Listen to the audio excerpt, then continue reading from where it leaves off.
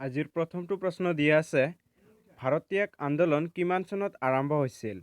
Option দিয়া আছে চাৰিটা 1933 চনত, 1940 চনত, 1941 চনত, 1942 চনত। ফ্ৰেণ্ডসকল, ভাৰতীয় আন্দোলন আৰম্ভ হৈছিলে 1942 চনত। অপশ্যন খ হ'ব ইয়াৰে শুদ্ধ উত্তৰ। কুৱেশ্যন নম্বৰ 2 দিয়া আছে স্বাধীন ভাৰতৰ প্ৰথম গৃহমন্ত্ৰী কোন আছিল? এইটো এটা বহুত important for Assam police AB, UB and সাব ইন্সপেক্টৰৰ বাবে। বল্লভভাই পেটেল, দাদাভাই নৌৰোজী, দেৱকান্ত বৰুৱা, বিপিন চন্দ্ৰ পাল। ইয়াৰে শুদ্ধ উত্তৰটো হ'ব অপশ্যন ক। স্বাধীন ভাৰতৰ প্ৰথম গৃহমন্ত্ৰী আছিল চৰ্দাৰ বল্লভভাই পেটেল। চৰ্দাৰ বল্লভভাই পেটেলক লৌহ মানৱ বুলিও জনা যায় আৰু এওঁ প্ৰথম উপ প্ৰধানমন্ত্ৰী আছিল। কুৱেশ্যন নম্বৰ 3 দিয়া আছে ভাৰতৰ প্ৰথম গৰাকী মহিলা শাসক কোন আছিল? ৰেজিয়া চুলতানা, ৰাণী লক্ষ্মীবাই, ইন্দিৰা গান্ধী, ওপৰৰ এটাও নহয়। ইয়াৰে শুদ্ধ উত্তৰটো হ'ব অপশ্যন ক, অৰ্থাৎ ৰেজিয়া চুলতানা হ'ব ইয়াৰে শুদ্ধ উত্তৰ। কুৱেশ্যন নম্বৰ 4 দিয়া আছে কোনগৰাকী মোগল সম্ৰাটে তাজমহল সাজিছিল? এইটো এটা বহুত চিম্পুল প্ৰশ্ন। অপশ্যন চাৰিটা বাবৰ, আকবৰ, শ্বাহজাহান, কুতুবুদ্দিন আইবাক। ইয়াৰে শুদ্ধ উত্তৰটো হ'ব অপশ্যন গ, শ্বাহজাহান হ'ব ইয়াৰে শুদ্ধ উত্তৰ।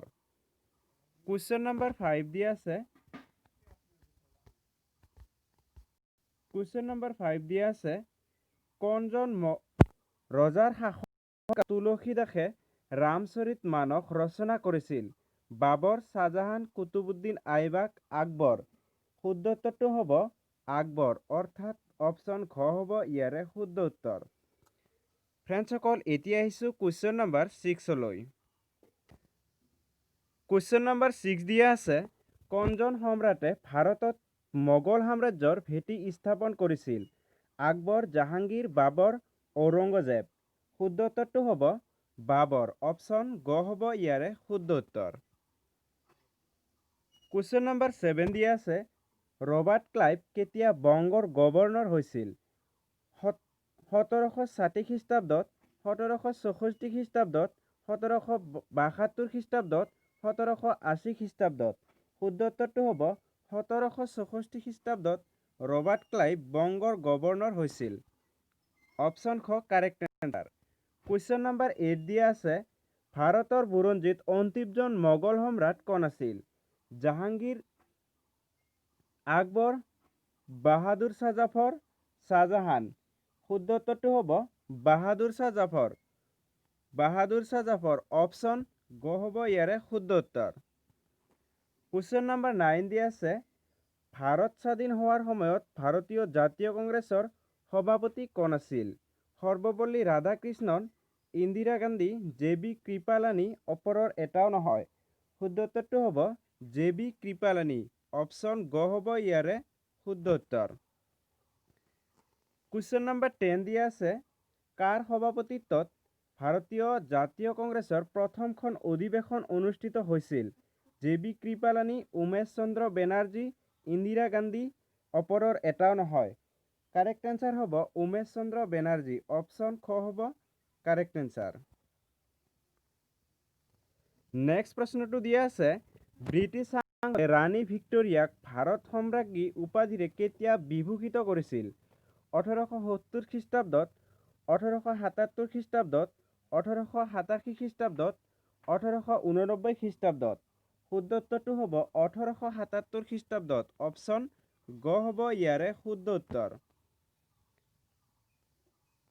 কুৱেশ্যন নম্বৰ 12 দিয়া আছে মুছলিম লীগ কেতিয়া গঠন হৈছিল? এইটো এটা বহুত ইম্পৰ্টেণ্ট প্ৰশ্ন। ফ্ৰেণ্ডসকল, মুছলিম লীগ গঠন হৈছিলে 1906 চনত। ইয়াতে 1906 লিখিব লাগিছিলে, 1905 হৈ গৈছে, টাইপিং মিষ্টেক, তাৰ বাবে দুখিত। কাৰেক্ট এনচাৰ হ'ব 1906 চন। কুৱেশ্যন নম্বৰ 13 দিয়া আছে কলিকাতাত ভাৰতীয় এছ'চিয়েশ্যন কোনে প্ৰতিষ্ঠা কৰিছিল? উমেশ চন্দ্ৰ বেনাৰ্জী, সুৰেন্দ্ৰনাথ বেনাৰ্জী, ডাই ইন, ডক্টৰ এনি বেচান্ত। শুদ্ধ উত্তৰটো হ'ব সুৰেন্দ্ৰনাথ বেনাৰ্জী, অপশ্যন খ হ'ব ইয়াৰে শুদ্ধ উত্তৰ। কুৱেশ্যন নাম্বাৰ 14 দিয়া আছে কোন চনত ভাৰতৰ ৰাজধানী কলিকতাৰ পৰা দিল্লীলৈ স্থানান্তৰিত কৰা হৈছিল 1910 চনত 1911 চনত 1920 চনত 1921 চনত শুদ্ধ উত্তৰটো হ'ব 1921 চনত অৰ্থাৎ অপশ্যন খ কাৰেক্ট এনসাৰ সো ফ্ৰেন্ডস আজি 14টা প্ৰশ্ন আছিলে ভিডিওটো চাই কেনে লাগিলে কমেন্ট কৰি জনাব আৰু বন্ধুবৰ্গলৈ শ্বেয়াৰ কৰিব সো আজিলৈ ইমানেই পৰৱৰ্তী ভিডিওত পুনৰ লগ পোৱাৰ আশাৰে আজিলৈ বাই